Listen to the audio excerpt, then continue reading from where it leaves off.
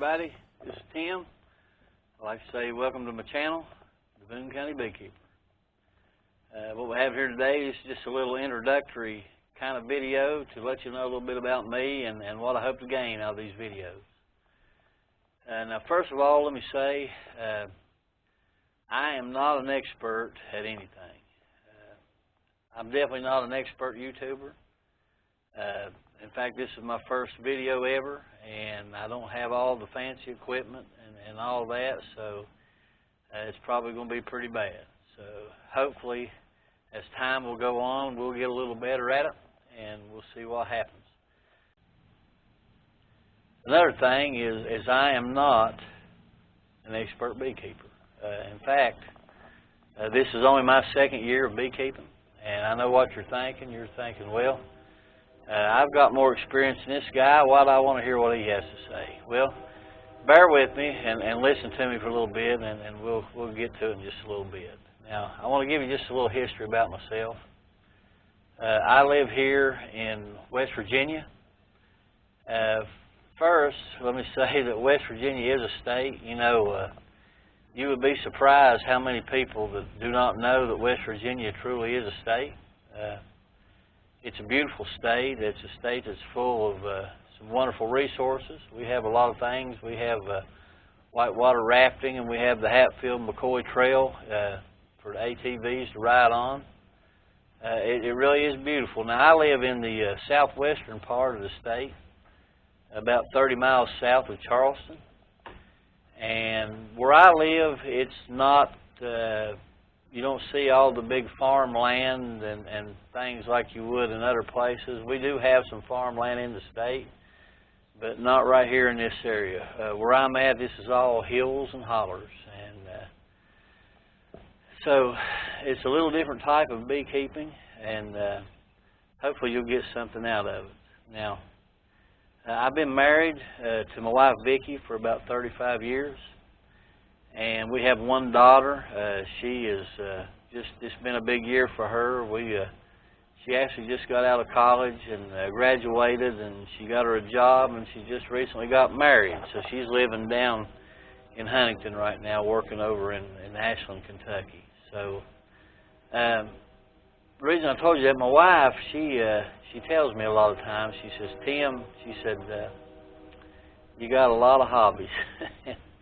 And I guess probably, I could say that I probably do. I do have a lot of hobbies, and I tend to give them my full attention at times. You know, I'll get on something and I can't quit. And sometimes I will let things go, you know, maybe some of the honeydews, and I'll focus a little more harder on my hobbies. So she gets a little aggravated at me at times.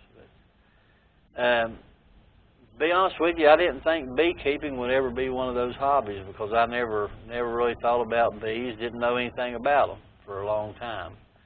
To be honest with you, my real passion is woodworking. I love to take an old piece of reclaimed wood and build things with it. Now, I don't build no like fine furniture or anything like that. I'll take some old reclaimed wood, or maybe some wood that I cut out of a log with my little chainsaw mill. And I like to make things like turkey calls, and I make these wavy flags. And I got this old fence one time. It was made out of poplar, and I took it all down, and I made these plaques look like the state of West Virginia. And man, I tell you, they really took off. I've got them as far west, I guess you could say, as Wyoming and Arizona, and I've got them as far south as South Carolina and Mississippi. So they done really well. So one day, one of my best friends, he come to me, and he's a beekeeper, and he said, Tim, I was wondering, he said, could you make me something? And I said, well, what is it? He said, it's a 5-frame nuke. And I thought, what in the world is that? You know, I didn't know what a 5-frame nuke was. I had no idea. And I said, well, I don't know. I said, I'll have to check and see. And I come home, and I did what just about anybody would do. I got on YouTube, and I looked up a 5-frame nuke, and then I got on Google, and I got all the dimensions. And I thought, yeah, I could do that. So I told him the next day, yeah, I'll build it for you. And I did, and it was the most beautiful thing in the world, but it worked, and he seemed to like it. And he said, man, that worked out good. He said, do you think you could make me a 2-frame mating nuke? I said, well, I could try. And I did, and I, started making some things for him. I'd make him some equipment for his 10 frame boxes and things like that. And he seemed to be really pleased with it. And one day I was down at the store, and I ran into another buddy of mine. And as he come out the door, I noticed, man, his eye, it was swelled shut. And I said, my goodness, man. I said, what's got a hold of you? And he laughed. He said, a bee. I said, a bee? He said, yeah. And it turns out his wife was a beekeeper. She had, I think at that time, 5 or 7 hives or something like that. And we laughed, and I told him, I'd been building some equipment for my other buddy, and he said, hey, do you think you could build me a hive? I said, well, a complete hive? He said, yeah. I said, well, I could try. Now, we have some beekeeping stores here in the area, and to be honest with you, man, they're high. They're outrageous, in fact. I don't care a bit to say.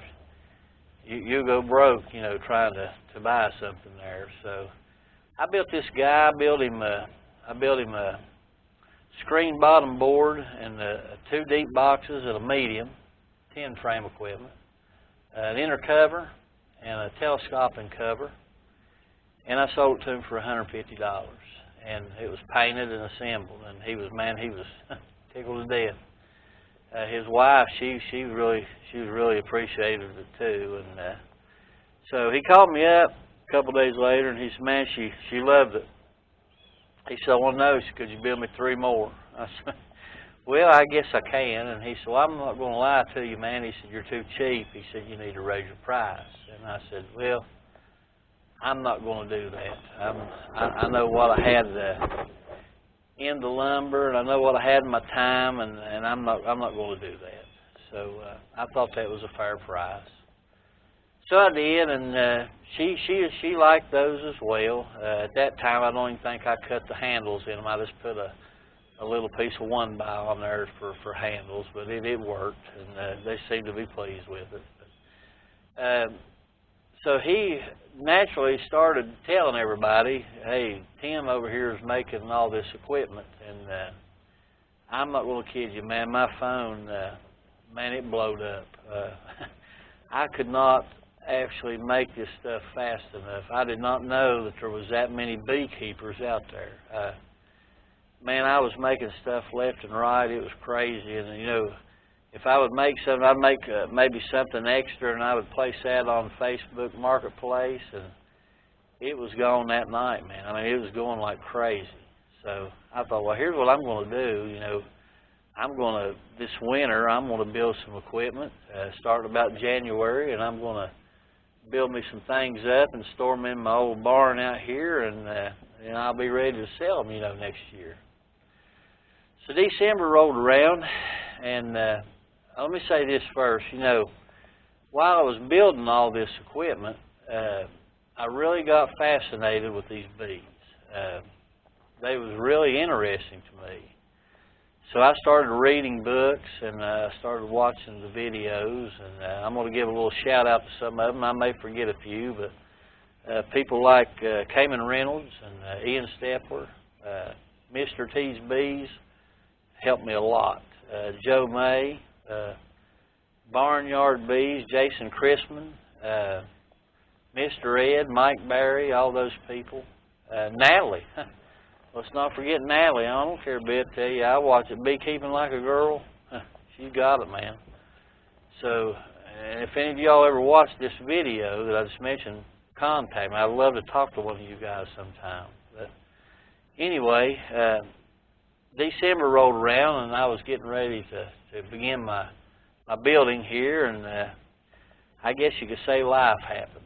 And right before Christmas, man, COVID pneumonia, it hit me, and man, I was sick. I don't care a bit to tell you. I got COVID pneumonia in both lungs.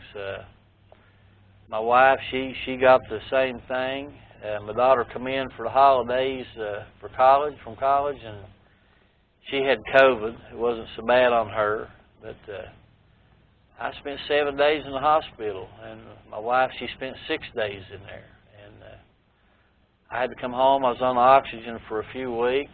Missed the whole month of January from work. I'll be honest, I didn't think I was going to make it. That's how bad that it really was. But I did, and I pulled out of it.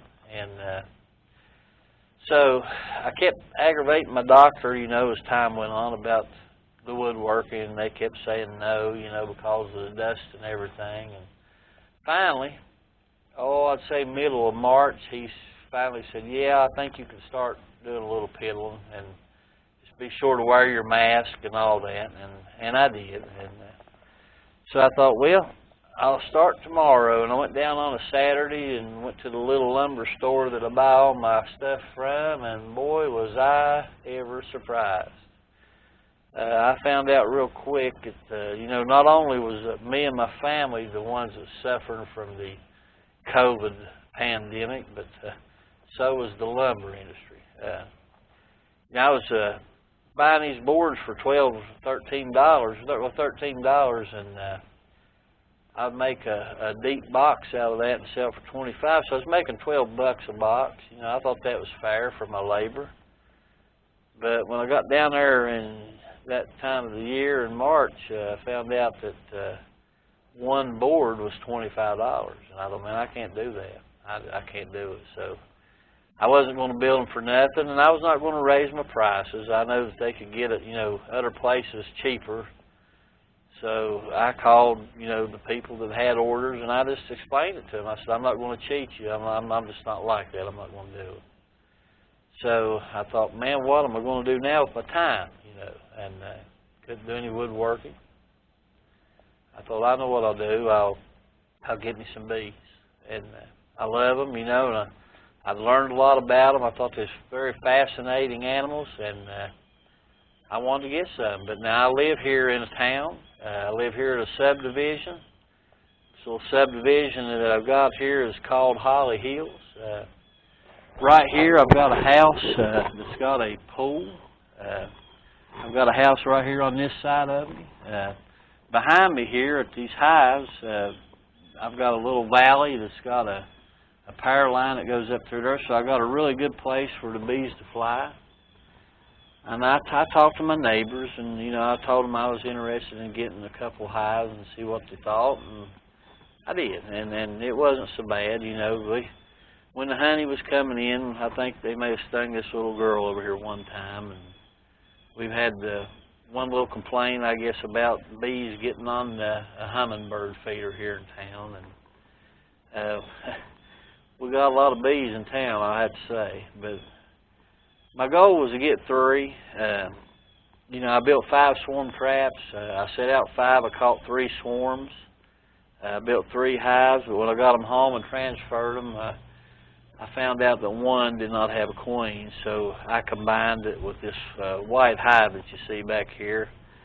I done the newspaper deal, and, you know, I learned a lot. It was a good learning experience for me, and that seems to be my best hive, really. And so now, where do I want to go with this video? I'll tell you. I just want to try to help somebody. I want to build a swarm trap.